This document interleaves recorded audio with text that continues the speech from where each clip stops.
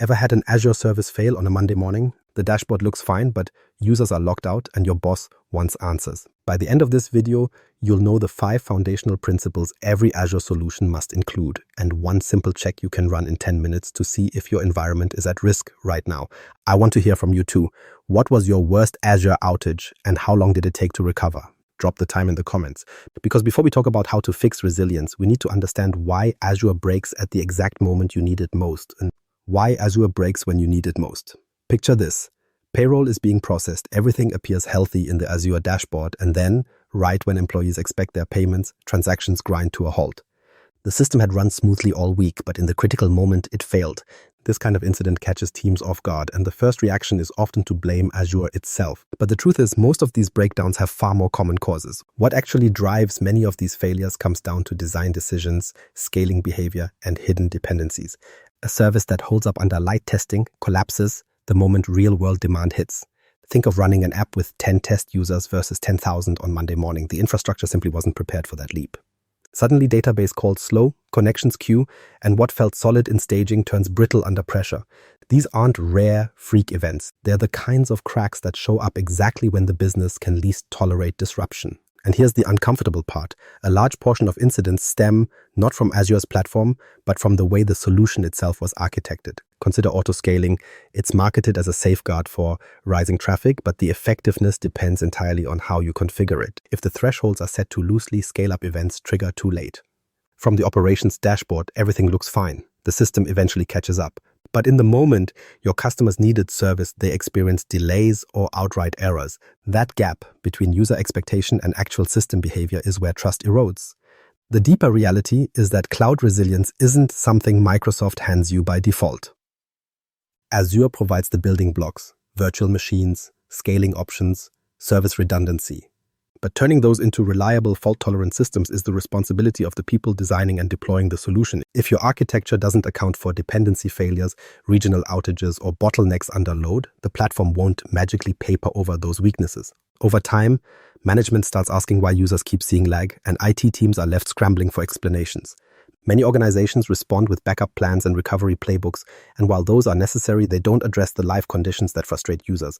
Mirroring workloads to another region won't protect you from a misconfigured scaling policy.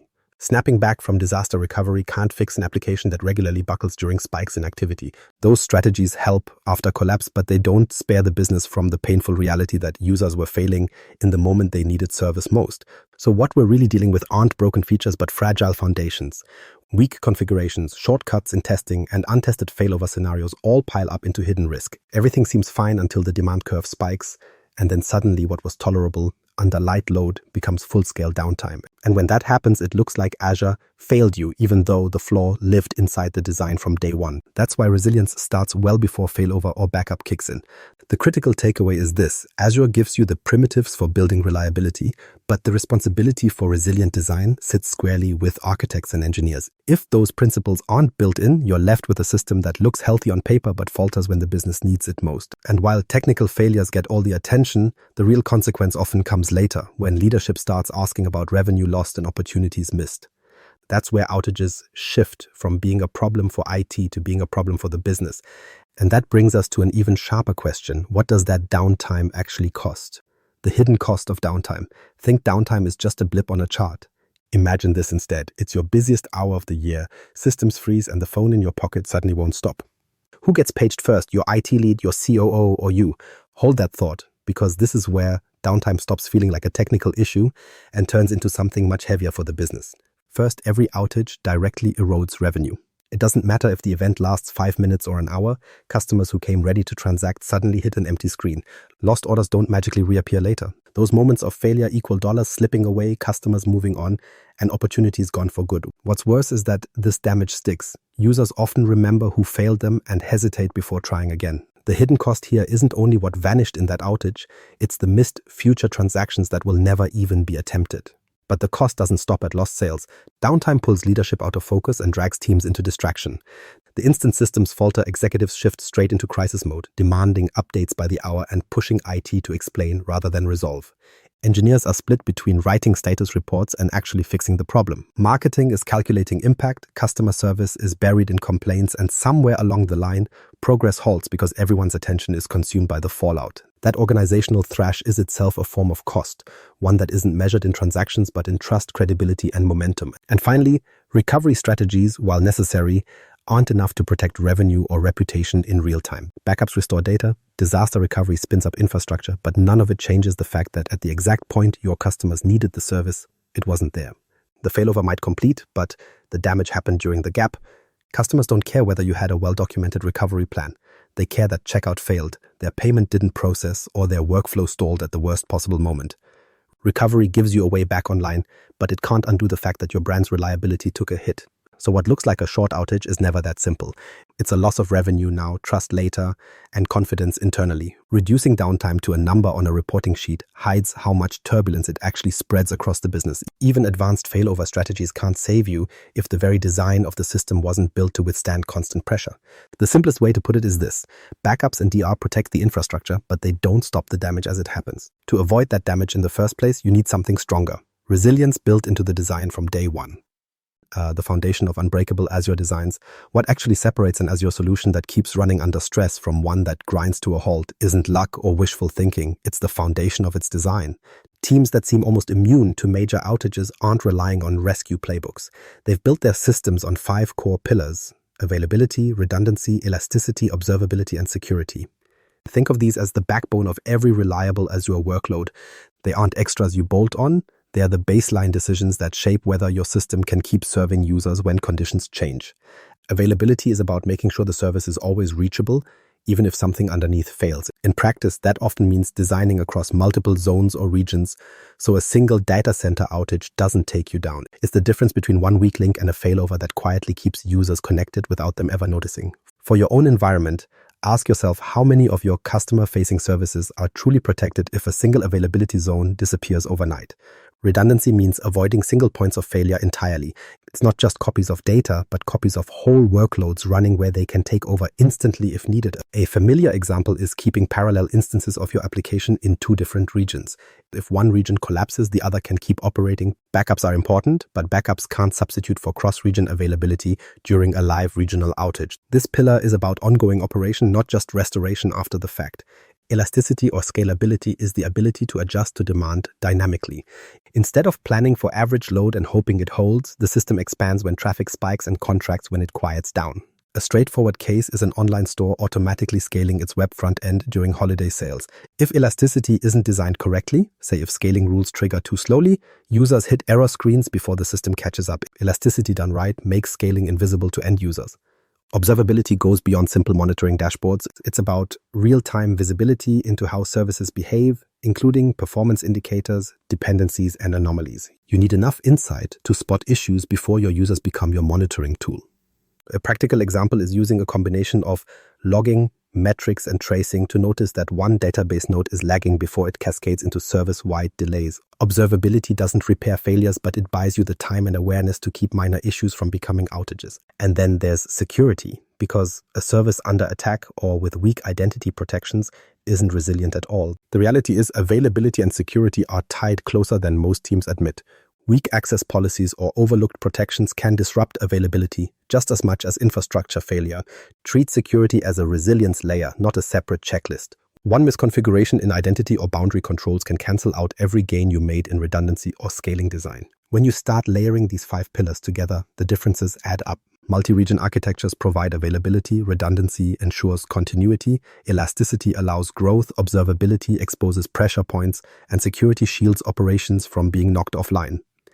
None of these pillars stand strong alone, but together they form a structure that can take hits and keep standing. It's less about preventing every possible failure and more about ensuring failures don't become outages. The earthquake analogy still applies here. You don't fix resilience after disaster, you design the system to sway and bend without breaking from the start. And while adding regions or extra observability tools does carry upfront cost, the savings from avoiding just one high-impact outage are often far greater. The most expensive system is usually the one that tries to save money by ignoring resilience until it fails. Here's one simple step you can take right now.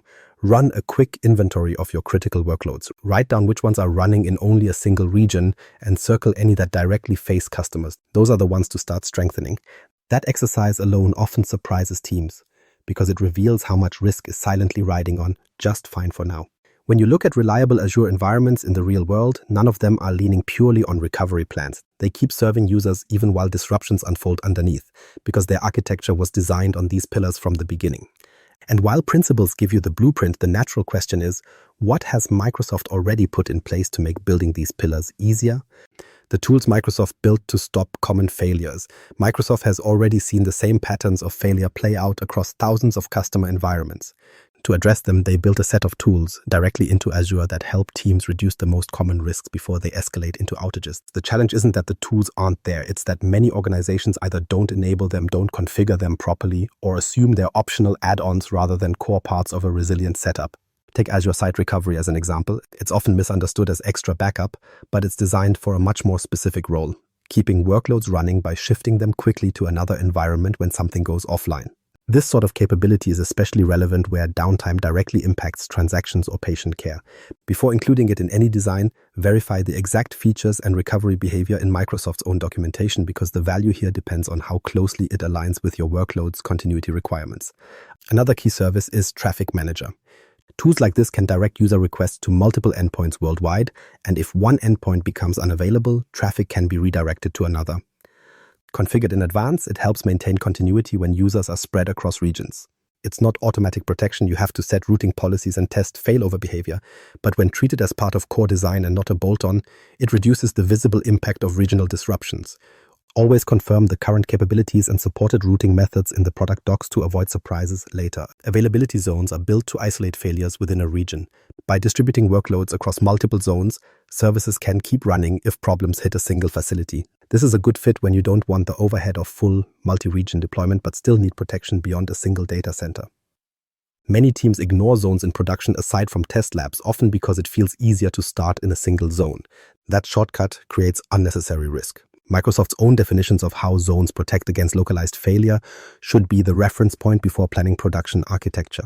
Observability tools like Azure Monitor move the conversation past simple alert thresholds. These tools can collect telemetry, logs, metrics, traces that surface anomalies before end users notice them. Framing this pillar as a core resilience tool is crucial. If the first sign of trouble is a customer complaint, that's a monitoring gap, not a platform limitation. To apply Azure Monitor effectively, think of it as turning raw data into early warnings. Again, verify what specific visualizations and alerting options are available in the current release, because those evolve over time. The one tool that often raises eyebrows is Chaos Studio. At first glance, it seems strange to deliberately break parts of your own environment. But running controlled fault injection tests, shutting down services, adding latency, simulating outages, exposes brittle configurations long before real-world failures reveal them on their own. This approach is most valuable for teams preparing critical production systems where hidden dependencies could otherwise stay invisible. Microsoft added this specifically because failures are inevitable. The question is whether you uncover them in practice or under live customer demand. As always, verify current supported experiments and safe testing practices on official pages before rolling anything out. The common thread across all of these is that Microsoft anticipated recurring failure points and integrated countermeasures into Azure's toolbox.